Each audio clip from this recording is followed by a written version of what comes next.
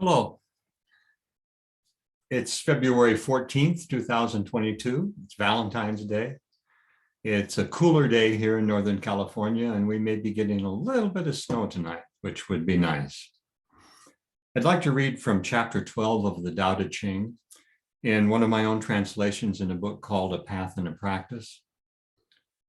Chapter 12 says, trying to see everything, we become blind. Listening to every voice, we become confused. Attempting to satisfy all our appetites, we become weary. Being driven this way and that by our conditioning makes us crazy. Buying more things only wastes our energy. Outer things exist, but do not define us. We are mysterious and internal, not obvious and external.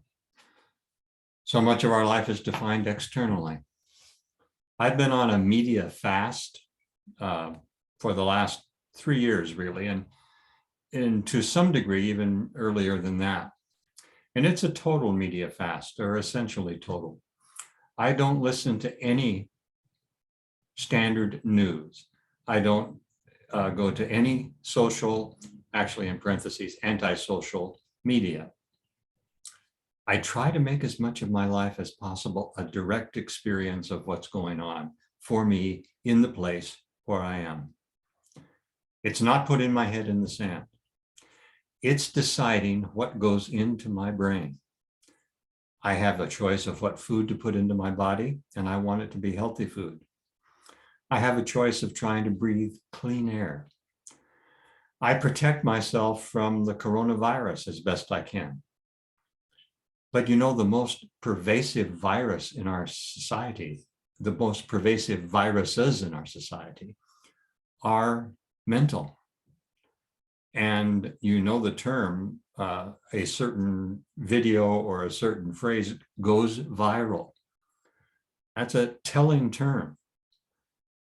On social media, when something goes viral, it burrows its way into the collective consciousness. And the collective consciousness right now, you may notice, is very, very sick.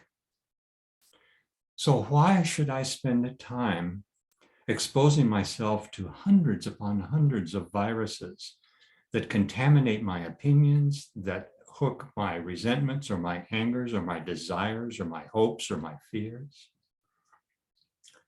I don't need that. It's not putting my head in the sand.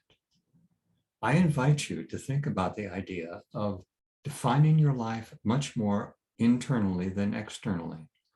Who decides what you're going to feel or experience in your life?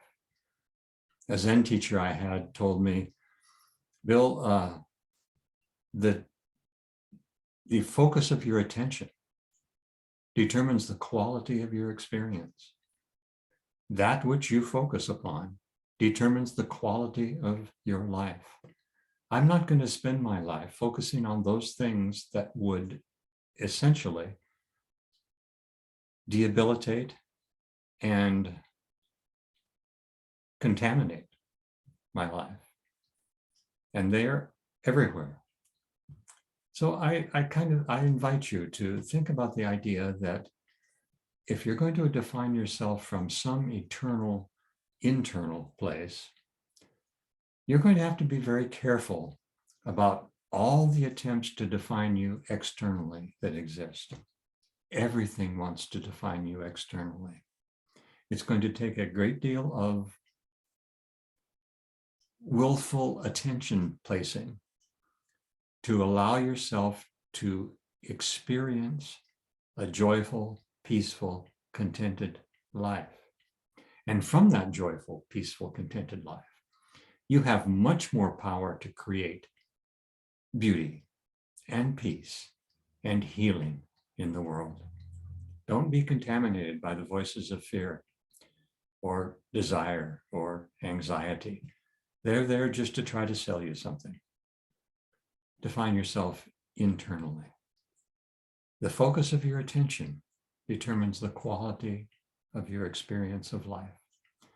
Be glad to talk to you about this anytime if you'd like to get in contact with me. My website information is down below this video somewhere. Nice to visit with you.